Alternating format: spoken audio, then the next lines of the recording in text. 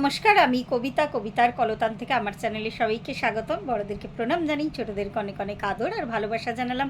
আমি চলে এসেছি এখন হ্যাশট্যাগ আমরা সকলের আজকের বিষয় নিয়ে। আজকের বিষয় আমার প্রিয় বন্ধু অপরাজিতা দিয়েছে। অপরাজিতা বিষয়টা আগে বলিনি, খুব সুন্দর একটা বিষয়। বিষয়টা হচ্ছে যে প্রার্থনা সে কি রোজ করার জন্য করে যেতে হয়, নাকি প্রার্থনা আমাদের কর্ম পরিবর্তন করে বা ডেস্টিনি চেঞ্জ করে বলা যেতে পারে, কর্মা পালিশ করে বলা যেতে পারে। তো খুব সুন্দর একটা বিষয়। এক্সাক্ট লেখাটা যেহেতু আমি একটাই ফোন নিয়ে বসিনি, মানে ভাবধারাটা এটাই। তো চলে আসি এবারে আলোচনা যাওয়ার আগে বলেই যে এটা আমাকে একজন গিফট দিয়েছেন আর কি। এই সেটটা আমার কিছুদিন হলোই না এরকম একটা মাটির গয়না পরতে খুব ইচ্ছা হচ্ছিল। তো দু একটা জায়গা অনলাইনে দেখে একটু দাম দর করছিলাম, কিনবো ভাবছিলাম। তো উনি আমাকে জন্মদিনের এটা গিফট দিয়েছে, আজকে দেখা হয়েছে। তো যাই হোক, ওনাকে থ্যাংক ইউ ভিডিওর মাধ্যমে। উনি যদি আমার ভিডিও দেখেন না তাহলে। আচ্ছা, এবার চলে আসি আজকের আলোচনায়। প্রার্থনা ঠিক কী জিনিস আমরা ছোটোবেলা থেকে যতটুকু জানি ততটা হচ্ছে সেই আমাদের যে পুরনো চিরাচরিত ভাবধারা, আমরা ট্র্যাডিশনাল যেরম আর কি দেখে আসি ছোটোবেলা থেকে, যে ঈশ্বরের মূর্তির সামনে কিছু চাওয়া। আমাদের কাছে এটাই প্রার্থনা ছিল। কিন্তু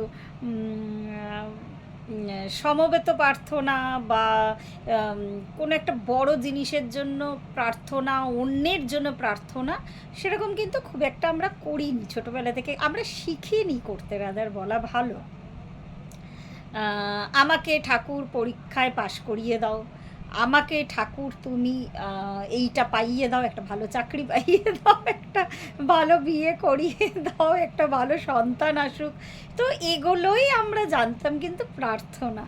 আর একটু পরে আমার এখনও মনে আছে ঘটনাটা আমি আগে শেয়ার করেছি, সমবেত প্রার্থনা যদি বলতে হয়, অ্যাকচুয়ালি আমাদের সনাতন ধর্মেই সেইভাবে, যেমন অন্যান্য ধর্মাবলম্বীরা সমবেত প্রার্থনাটা কি মোটামুটি জানি, কিন্তু আমাদের সনাতন ধর্মে খুব একটা, হ্যাঁ আমরা একসাথে অঞ্জলি দিই, সেটাকে যদি ধরি, কিন্তু সেটা ঠিক প্রার্থনার সাথে আমি মানে সেখানেও সেই রূপং দেহি জয়ং দেহি, মানে দেহি দেহি করে মায়ের থেকে, কিন্তু অবশ্যই মায়ের থেকে যেগুলো চাই সেগুলো আমার মানে ভেতরের গুণ আর কি, সেগুলো আমি বৃদ্ধি, মানে সেগুলো আমার মধ্যে আছেই, সেগুলো এনহ্যান্স করার জন্য চাইছি। রূপং দেহি জয়ং দেহি যশ দেহি দিশ যাহি। তো যাই হোক, তো আমরা সমবেত প্রার্থনা বলে রাখি ঘটনাটা। ইন্ডিয়া পাকিস্তানের ক্রিকেট খেলার সময় একবার আমার কলেজের পাশেই চার্চ ছিল, সেখানে বন্ধুরা মিলে গিয়ে করেছিলাম, কোয়ার্টার ফাইনাল ছিল। আর সেইখানে তখন মানে বেশ একটা এক্সাইটেড আর কি। বাড়িতে এসে ওয়ার্ল্ড কাপের কোয়ার্টার ফাইনাল, তো ইন্ডিয়া জিতে গেছিলো। তো সেরকম একটা সমবেত প্রার্থনায় সাড়া পেয়েছিলাম। ওই সেটা তো চাওয়া, কিন্তু আমি প্রার্থনা কাকে বলে তারপরে একটু একটু করে আমি আগে শেয়ার করেছি যে কোভিড যখন সিচুয়েশান এলো আমার জীবনে, একটু একটু করে না কিছু জিনিস, কিছু রিয়েলাইজেশন আসতে শুরু করলো।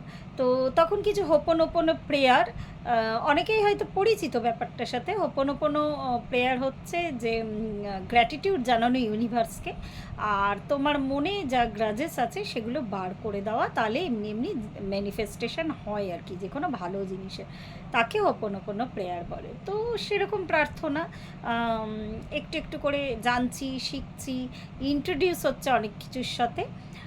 আসল প্রার্থনা কাকে বলে, যখন দিদি এলো আমার জীবনে, আমি রঞ্জনাদির কথা বলছি অবশ্যই, তখন কিন্তু জানলাম যে প্রার্থনা কাকে বলে। প্রার্থনা মানে তো অবশ্যই চাওয়া, সেইখানেও চাওয়া, কিন্তু সেই চাওয়াটা মধ্যে কিন্তু পুরো ইউনিভার্স আছে। মানে এই চাওয়াটা আর আমার যে আগের চাওয়া বা আগের চাহিদাগুলো কিন্তু একটু মানে রূপান্তরিত হলো বলা যেতে পারে। আমি চাইতাম যে আমাকে ধনবান করো, কিন্তু এখন কিন্তু লোকের সামগ্রিক কল্যাণ চাই আর কি।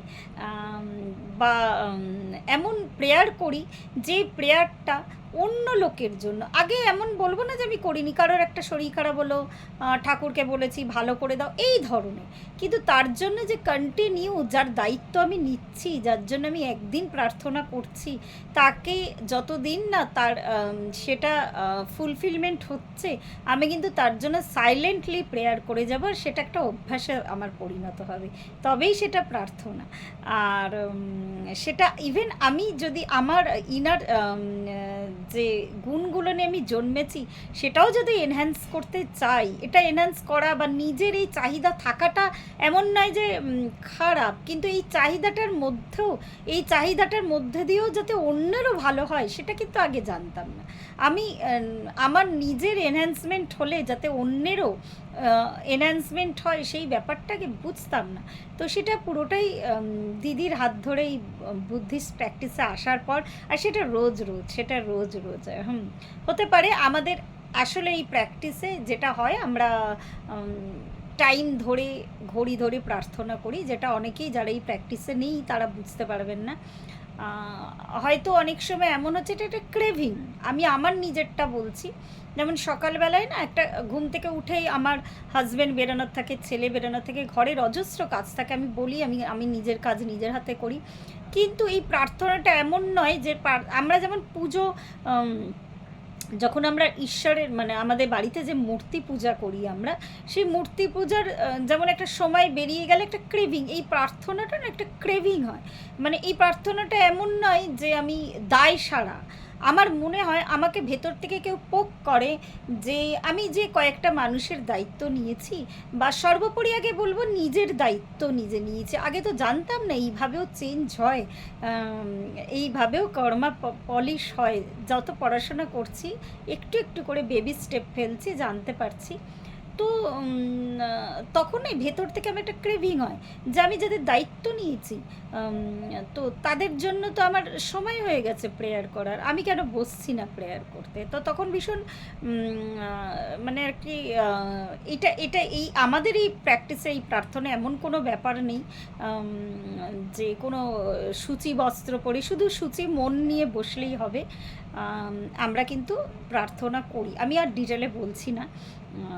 তো শুদ্ধ মন নিয়ে বসে গেলেই হবে, এখানে ওরম জামা কাপড় চেঞ্জের ব্যাপার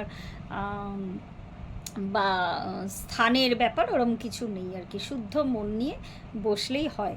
তো সেটার জন্য আর কি এই যেই মানে আমি যখন নতুন বছর পড়লো আমি প্র্যাকটিসে একটু একটু করে জয়েন করেছি আর কি, বা প্রথম প্রার্থনাটা শুনেছি দিদির মুখ থেকে, আমার দিনটা মনে আছে, আমি রিভিল করছি না, 2022-এর একদম লাস্টের দিকের মাসে। তো তারপর থেকে আর কি কন্টিনিউ করছি। এটা একবারও আমার মনে হয় না যে আমি দায় সারার জন্য আমি সকালের প্রার্থনাটা করব, বা আমি দায় সারার জন্য বিকেলের প্রার্থনাটা করব। আমার শুধু মনে হয় যে যে লোকগুলোর দায়িত্ব আমি নিয়েছি, বা আমার নিজের দায়িত্ব আমি নিয়েছি, আমি নিজের কর্মা চেঞ্জ করার দায়িত্ব আমি নিয়েছি, তা আমি কেন বসছি না, কেন পারছি না এখন আমি বসতে। তো এটা একটা ক্রেভিং হয়। আর যখন নিউ ইয়ার পড়লো, দিদি শিখিয়েছিল যে আমার মানে একটা খাতা রেডি করতে, একটা ছোট ডায়েরি আমার কাছে আছে, সেখানে কয়েকজনের নাম লিখেছি আমি, খুব বেশি জন না, প্রত্যেকের জন্য একবার হলেও আমি কিন্তু দিনের মধ্যে তাদের জন্য প্রার্থনা করি। আর আমি আমার মানে ভেতরের একান্ত ইচ্ছা এই গণ্ডিটা যাতে আরও বাড়ুক। আমার এই প্রেয়ার অনেকের কাজে লেগেছে, এটা বলতে কোনো ইয়ে নেই, বাধা নেই। তা বলে অনেকে হয়তো প্রশ্ন করতে পারেন, আসলে এগুলো অনেক বিতর্কের জায়গা থাকে যে তুমি প্রেয়ার করে কারো ভাগ্য চেঞ্জ করে দিয়েছো। আমি সেটা হ্যাঁ বা না উত্তরে আমি যাচ্ছি না, কিন্তু আমার যেন মানে ভেতরে একটা ইনার স্যাটিসফ্যাকশান এসেছে আর কি, যে আমি মানুষটার জন্য প্রেয়ার করেছি, তার ভালো কিছু হয়েছে। কারো ভালো বা খারাপ আমি তো জানি না যে তার নেক্সট কালকে তার জীবনে কি হতে চলেছে, কিন্তু আমি শুদ্ধ মনে তার জন্য আমি চান্ট করি, শুধু তার দিকে আমি প্রেয়ার পাঠাই। তো আমার মনের শুদ্ধতা নিয়ে আর কি, আমার হায়ার সেলফে থেকে, হ্যাঁ, আর এই প্রার্থনা আমরা যখনই করি না, চেষ্টা করি নিজেকে নিজের হায়ার সেলফে নিয়ে গিয়ে প্রার্থনাটা করতে, মানে সমগ্র চিন্তাটাকে কিন্তু কেন্দ্রীভূত করা, এটাই হচ্ছে মানে এটা যখনই আর কি করে উঠি তখন ভীষণ রিফ্রেশ লাগে।